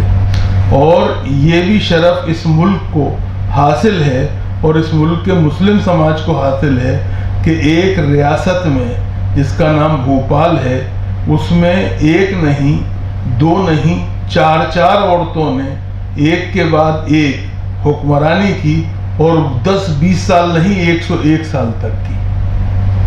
جہاں تک تعلیم کا سوال ہے، انہوں نے یہ کیا، بیگم سلطان جہاں بیگم کے بارے میں مشہور ہے کہ انہوں نے جب اسکول قائم کیا لڑکیوں کے لیے تو ساتھ میں ایک حکم نامہ بھی جاری کیا کہ وہ عمرہ اور رؤوسہ جو اپنی بچیوں کو اس اسکول میں داخلے کے لیے نہیں بھیجیں گے ان سے ان کے مراعات چھین لی جائیں گی۔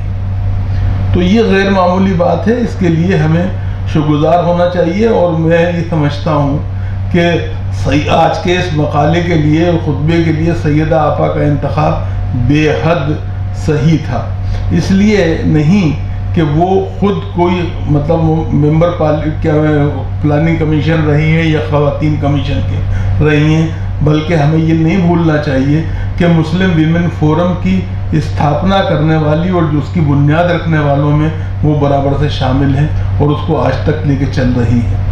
پاتھ بریکر کی جس سلسلہ انہوں نے شروع کیا، مجھے اسے دیکھنے کا موقع ملا اور مجھے خوشی ہے کہ انہوں نے غیر معمولی کام کیا اور ہمیں ان خواتین سے متعارف کرایا جن سے ہم بھی واقف نہیں تھے، دوسروں کی بات چھوڑیے۔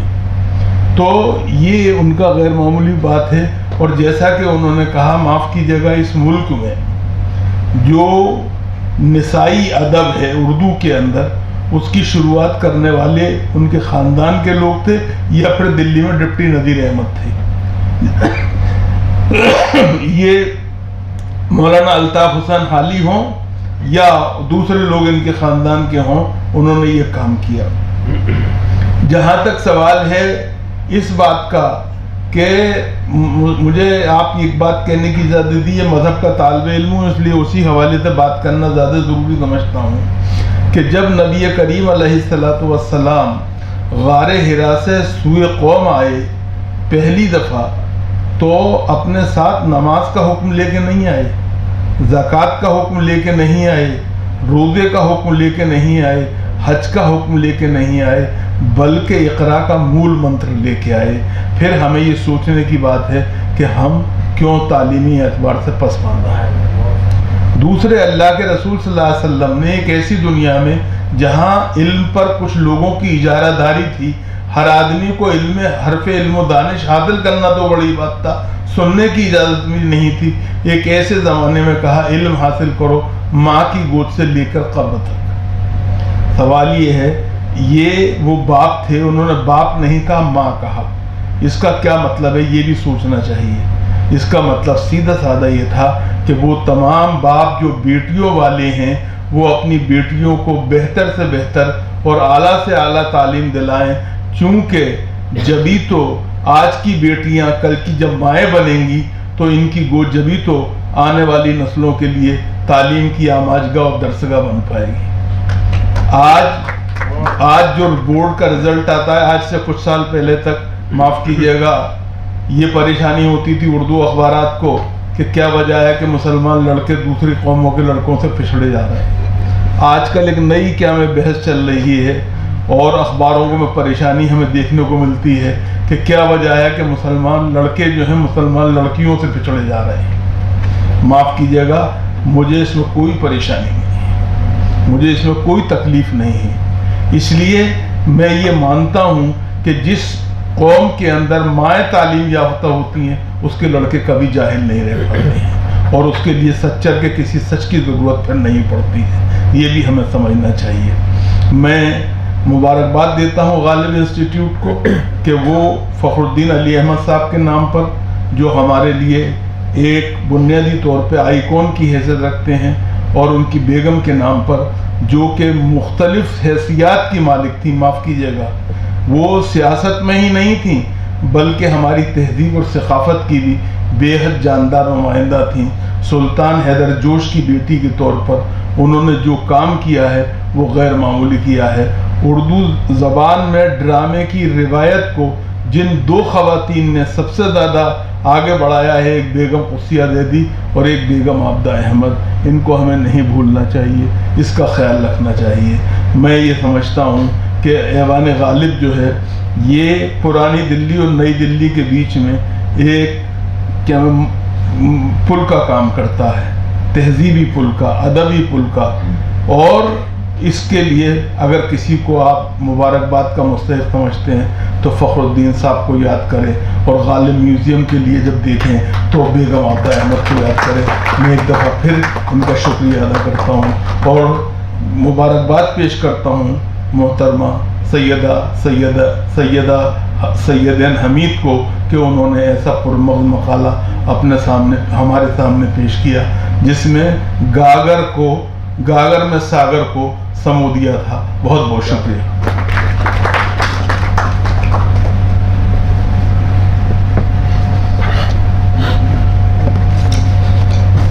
بہت شکریہ پروفیسر اختر الواسع صاحب۔ کچھ میری بھی بیگم عابدہ احمد صاحبہ کے ساتھ مجھے کچھ یادیں وابستہ ہیں میری بھی۔ میں اس وقت یہاں میرا تقرر 1988 میں ہوا تھا، اور ایک بار بیگم حمیدہ سلطان صاحبہ آپ کی سر کی پھپھی تھیں، تو وہ ان کے ساتھ میں وہاں گیا تو انہوں نے معلوم کیا کہ یہ جو بچہ ہے یہ کیا کرتا ہے، کہ اس کا تقرر غالب انسٹیٹیوٹ میں ہوا ہے، کہ کس حیثیت سے ہوا، کہ اسٹینوگرافر کی حیثیت سے ہوا ہے۔ تو انہوں نے مجھ سے کہا کہ ادریس ایسا ہے کہ تم بیچ بیچ میں کبھی میں بلایا کروں تو تم یہاں آ جایا کرو، کچھ لیٹر ڈرافٹ کرنے ہیں اور ٹائپ کرنا ہوتا ہے۔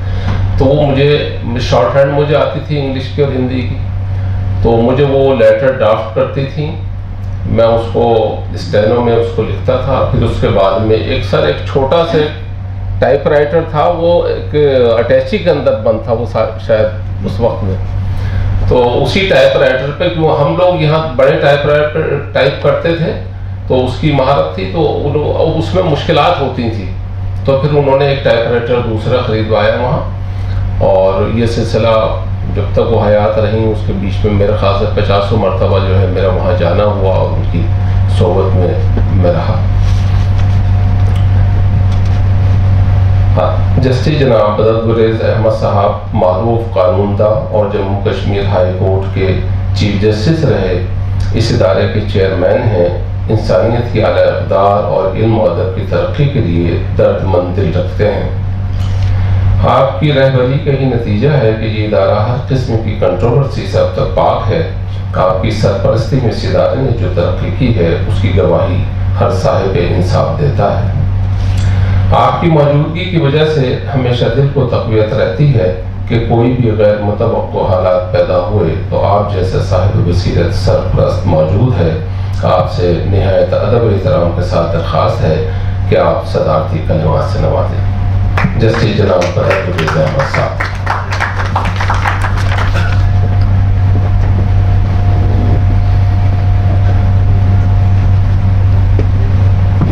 ڈاکٹر ڈاکٹر سیدہ سیدین حمید صاحبہ، پروفیسر کدوائی صاحب، پروفیسر اختر الواسع صاحب، ڈاکٹر فاروق صاحب، ادریس میاں، یہ بھی ڈاکٹریٹ ہیں، ویسے پی ایچ ڈی کر رکھی ہے انہوں نے، اور معزز حاضرین، میرے خیال میں آج جو ٹاپک تھا وہ بہت موضوع تھا، اور میرے والدہ کے نام سے جو یہ لیکچر ہے خاص طور سے اس کے لیے، کیونکہ ان کی ساری زندگی وہ ایک طرح سے کنونشنل خاتون تھیں اور ایک طرح سے ماڈرن تھیں، اور دونوں کا جسے ہندی میں کہتے ہیں مشرن تھا، مکسچر۔ وہ اپنے خیالات میں تو ماڈرن تھی، بٹ وہ اپنے کنونشنز کو بھی نہیں چھوڑتی تھی۔ اور جو ڈاکٹر حمید صاحبہ نے کہا کہ ایک دور تھا جو میرے خیال میں 1930s 40s، بہت سارے مسلم خواتین جو تھیں انہوں نے برقع کو چھوڑ کے ایک ہندوستانی لباس اختیار کیا۔ اب جیسے یہ ساڑی پہنے ہوئے ہیں، میری والدہ بھی ہمیشہ ساڑی پہنتی تھی۔ میری خالہ جو تھیں، جنہیں ہم سب آپا کہتے تھے، کیونکہ میری والدہ انہیں آپا کہتی تھی، تو ہم بچے بھی سب انہیں آپا ہی کہتے تھے۔ علی گڑھ میں گرلز اسکول کی پرنسپل تھیں، کئی سال رہیں۔ وہ برقعے میں کالج جاتی تھیں، لیکن میری والدہ نے برقع چھوڑ دیا تھا، انہوں نے کبھی برقع نہیں پہنا۔ تو شاید یہ میری نانا کی وجہ سے ہو، جوش صاحب کی، سلطان حیدر جوش صاحب کی، کیونکہ وہ کلیکٹر تھے، سول سرونٹ تھے اور ناولسٹ تھے۔ تو انہوں نے یہ سمجھا کہ اپنے بیٹیوں کو دونوں کو پڑھایا جائے، اور دونوں پڑھیں۔ دونوں نے گریجویشن کرا، جو کہ ان دنوں میں بہت کم لڑکیاں کرتی تھیں۔ مگر اس میں ایک جو سب سے اہم بات یہ ہے کہ آپ ماڈرن بھی ہو سکتی ہیں اور آپ کنونشنل بھی ہو سکتی ہیں۔ آپ اپنی پرانی تہذیب کو نہیں چھوڑتے ہوئے نئے طور طریقے بھی آپ اختیار کر سکتی ہیں۔ اور میرے خیال میں یہی آپ کا میسج تھا کہ جب تک کہ آپ تعلیم کو لڑکیوں تک نہیں پہنچائیں اور لڑکیوں کو تعلیم نہ دیں، نہ صرف اسکول تک یا صرف لٹریسی تک، بلکہ کالج تک، پروفیشنلز بننے کے لیے، چاہے وہ ایڈوکیٹس ہوں، لائرز ہوں، ڈاکٹرز ہوں، انجینئرز ہوں، اور ماڈرن سوسائٹی کے ایک حصہ نہ بنے، تب تک جو ہے یہ ہماری قوم جو ہے آگے نہیں بڑھ سکتی۔ جو ہمیں روک رہی ہے آج ہندوستان میں اور کئی مختلف ملکوں میں، وہ تعلیم کی کمی ہے۔ اور آپ جیسے فرما رہے تھے کہ مذہب سے تعلق رکھتے ہیں، تو میں آپ کو ایک لیگلسٹک اپروچ ذرا سا میں آپ کو بتانا چاہتا ہوں کہ کیوں ہماری قوم جو ہے پچھڑ رہی ہے۔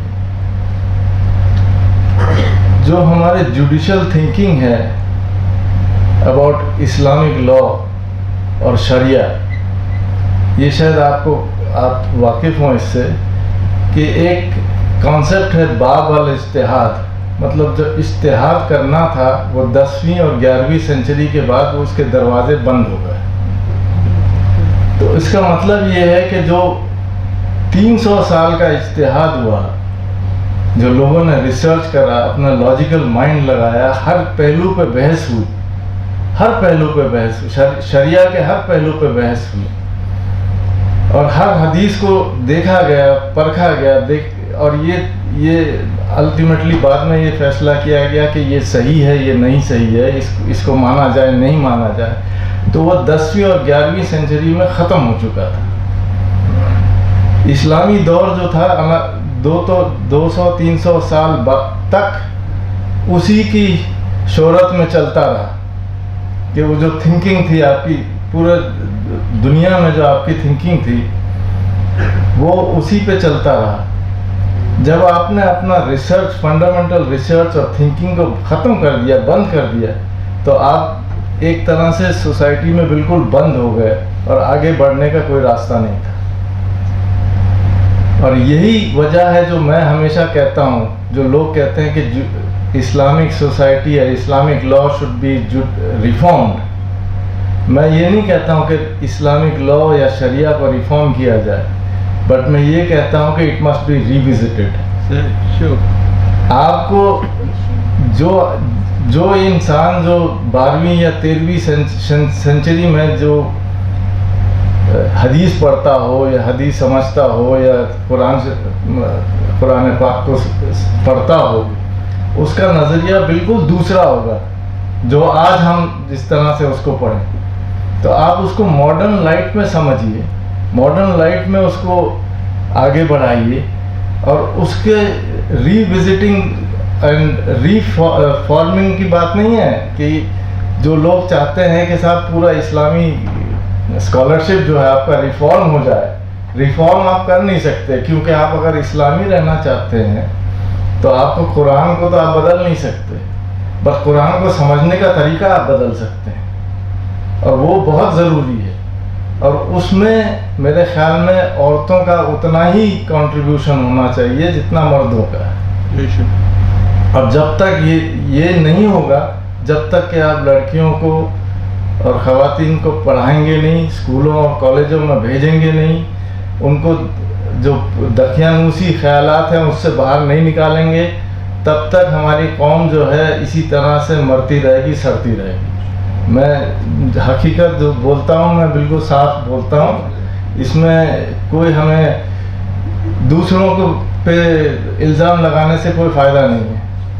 کمی ہماری قوم کی ہے، کمی ہمارے قوم کے مردوں کی ہے کہ جو ہم نے عورتوں کو تعلیم نہیں دی اور ان کو اپنے برابر نہیں سمجھا. یہ بات سمجھنے کی ہے جو جتنے بھی مرد یہاں موجود ہیں. یہاں تو عورتیں زیادہ ہونی چاہیے تھیں، مگر ایک طرح سے اچھا بھی ہے کیونکہ مردوں کو سننے کی ضرورت ہے کہ عورتوں کی کو کم نہ سمجھیں، کبھی کم نہ سمجھیں، وہ آپ سے زیادہ ذہین ہے. اور اس میں میرے خیال میں جتنے شادی شدہ لوگ ہیں وہ سب اس پہ اتفاق رکھیں گے، مگر کہنا نہیں چاہتے وہ، مگر وہ زیادہ ذہین ہے. عورتیں ملٹی ٹاسکنگ کر سکتی ہیں، مرد جو ہے صرف ایک وقت ایک کام کرتا ہے، عورتیں جو ہے ایک وقت 4 کام کر سکتی ہیں، اور یہ سائنٹیفکلی پروون ہے. تو جو آپ نے جو لیکچر دیا اس سے بہت ساری نئی چیزیں مجھے معلوم ہوئی کہ کتنے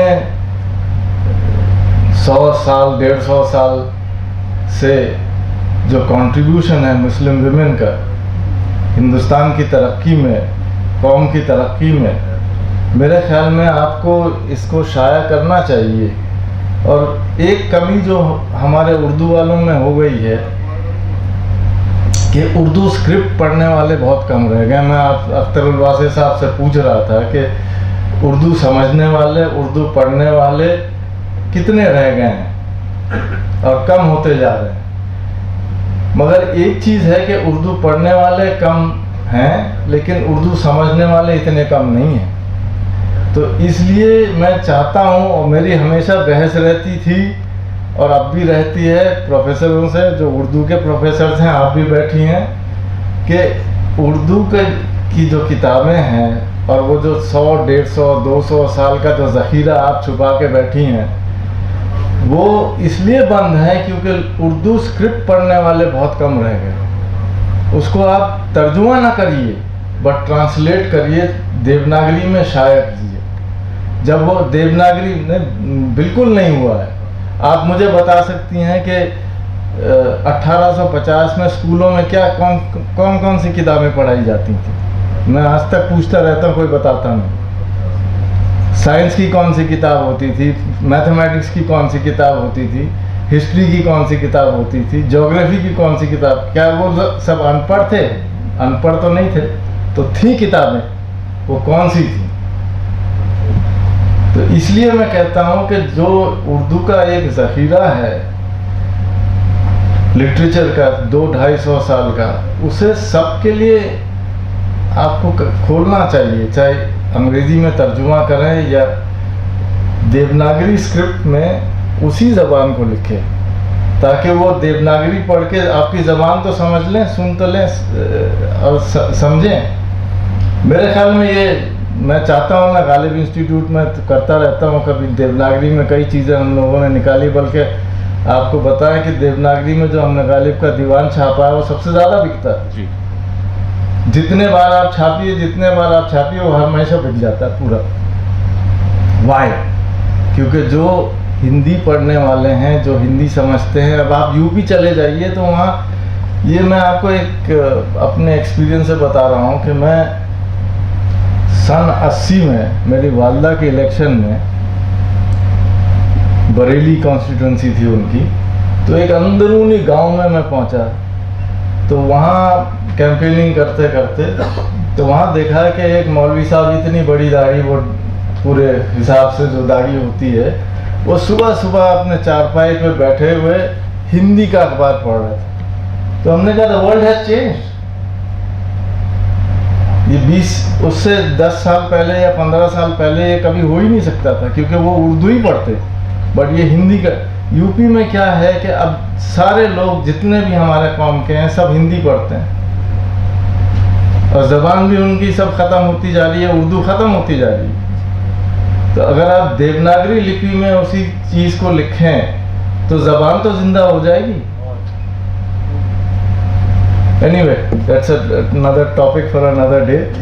थैंक यू वेरी मच। आपका बहुत बहुत शुक्रिया कि आपने women's rights and women's education की तरफ हम मर्दों का तवज्जो दिलवाया, और मेरे ख्याल में आई होप, मैं उम्मीद करता हूँ कि हम लोग जब अपने घर जाएं वापस तो हम अपनी माँओं को, बीवियों को, बेटियों को दूसरे नज़रिए से देखें कि ये भी हमसे कम नहीं है। Thank you.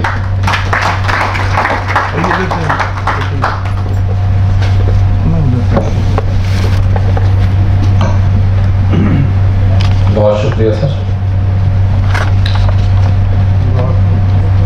मैं गालिब इंस्टीट्यूट और अपनी जानिब से डॉक्टर सैयदा सैयदैन साहिबा, प्रोफेसर अख्तरुल वासी साहब, जस्टिस जनाब बदरुद्दीन साहब, प्रोफेसर सदीकुर रहमान किलवाई साहब, डॉक्टर एस फारूक साहब, डॉक्टर प्रोफेसर नजमा रहमानी साहिबा, मोहतरमा सबादुर्रेज़ अहमद साहिबा, हसैन अख्तर साहब, मजहर साहब और शाहनवाज साहब, जुन्नूर साहब, और यहाँ तमाम तशरीफ़ फरमा तमाम हज़रात का बहुत ही मशकूर और ममनून हूँ कि आप यहाँ तशरीफ़ लाए।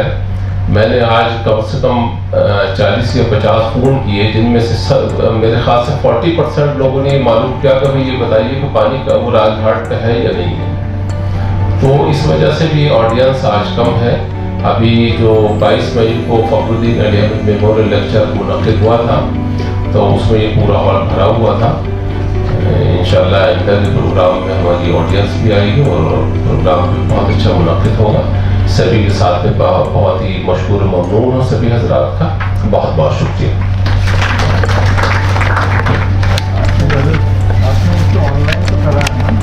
जी ये ऑनलाइन है।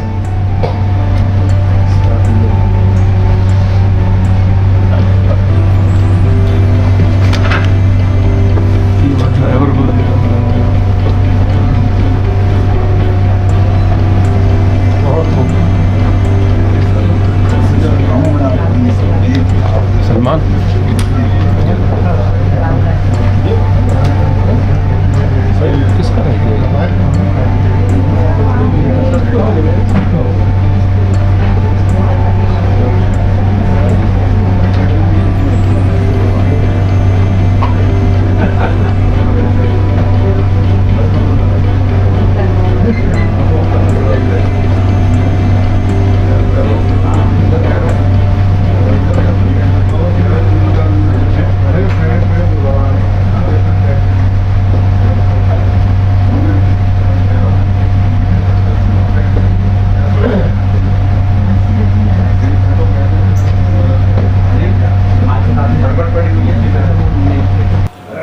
ایک تو بات یہ ہے کہ پہلی بات تو میں یہ عرض کرنا چاہوں گا کہ غالب انسٹیٹیوٹ جو ہے وہ جب سے یہاں اس کی تاسیس عمل میں آئی اسی دن سے ہی جو ہے اس میں یہاں پر مسلسل علمی اور ادبی پروگرامز جو ہیں ہوتے رہتے ہیں، اور یہ دلی کی جو علمی اور ادبی سرگرمیاں ہیں اس کا ایک طرح سے کہنا چاہیے یہ محور مرکز جو ہے بن گیا ہے۔ جہاں تک یہ تعلق اس آج کے بیگم عابدہ احمد یادگاری خطبے کا، یہ بہت اہم خطبہ ہے اور یہ ایک اینول فیچر ہے یہ جو ہر سال یہ خطبہ ہوتا ہے، اور کوئی نہ کوئی یہ خطبہ بہت ہی اہم شخصیت کے ذریعے اس خطبے کو جو ہے وہ پیش کیا جاتا ہے، اور اس کے موضوعات بھی بہت اہم ہوتے ہیں۔ سب سے بڑی بات یہ ہے کیونکہ خطبہ جو ہے اس کا جب تک موضوع اہم نہ ہو جب تک میں سمجھتا ہوں خطبے کی کوئی اہمیت زیادہ ہوتی نہیں ہے۔ تو آج کا جو خطبہ ہے وہ اس کی اہمیت اس لحاظ سے بہت زیادہ ہے کہ اس میں چونکہ ظاہر ہے بیگم عابدہ احمد کے سے متعلق ہے جو کہ بہت ہی ایک ہمارے قوم کی بہت فعال جو خواتین ان میں سے ایک تھیں، تو وہ اسی لحاظ سے آج کے جو خطبے کا جو موضوع ہے وہ بہت مناسب ہے، جس میں جو کہ تعلیم کے فروغ اور قومی تعمیر میں مسلم خواتین کا کردار۔ تو یہ جو میں سمجھتا ہوں کہ موضوع ہے بہت اہم ہے، آج کے دور میں خاص طور سے بہت اہم ہے کہ یہ دیکھا جائے کہ مسلم خواتین نے ہمارے یہاں کیا رول پلے کیا تعلیم کے فروغ میں۔ مسلم خواتین نے جو ہے وہ قومی مسائل میں کتنے آگے رہیں، یہ سب چیزوں کو جاننا ہمارے لیے بے حد ضروری ہے تاکہ ہم اس کو اپنی نئی نسل کو اس طرف متوجہ کریں، اور خاص طور سے لڑکیوں کو ہم بتائیں کہ ہماری جو خواتین تھیں وہ کتنی اہمیت رکھتی تھیں۔ بہت بہت شکریہ۔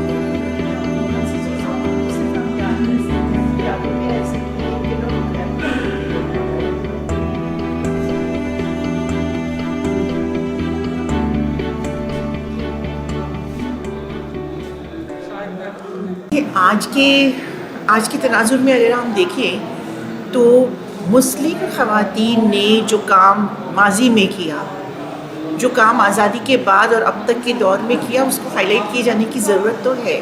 یہ ضرورت اس لیے بھی ہے کہ ہم دیکھ رہے ہیں بہت تیزی سے کہیں نہ کہیں مسلم سماج میں، مسلم معاشرے میں ایک پیچھے کی جانب لوٹنے کی ایک مقابلہ چل رہا ہے خیالات کے اعتبار سے.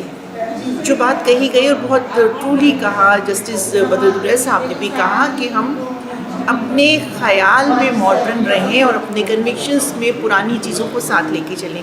تو سیدہ حامدین صاحبہ نے جس طرح سے ہائی لائٹ کیا جامعہ کی خواتین نے جو کام کیا، اس سے پہلے ادب کی دنیا میں جو کام خواتین نے کیا اور جنہیں مسلسل نظر انداز کیا جاتا رہا. اس لیکچر سے ایک امید یہ تو بنتی ہے کہ شاید ہم نئے سرے سے چیزوں کو سمجھیں گے، پرانی چیزوں کی بازیافت کریں گے، اور خواتین کا جو ایک حق ہے، بحیثیت انسان ایک حق ہے، بحیثیت سماج کے فرد ایک حق ہے، وہ حق ان کے ریکاگنیشن کا انہیں ملے گا.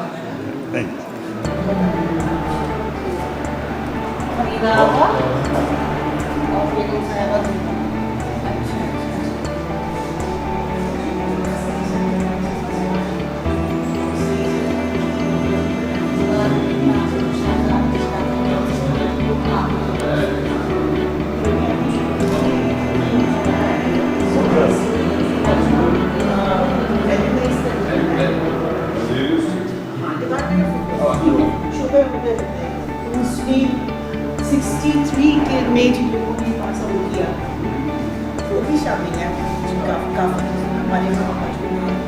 وہ میرے سب سے